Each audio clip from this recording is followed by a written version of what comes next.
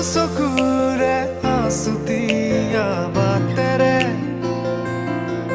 শুকুলাই জাক দাৱৰ নামে মই চমকো কপাহী চাদৰৰ সেমেকা আঁচলখনে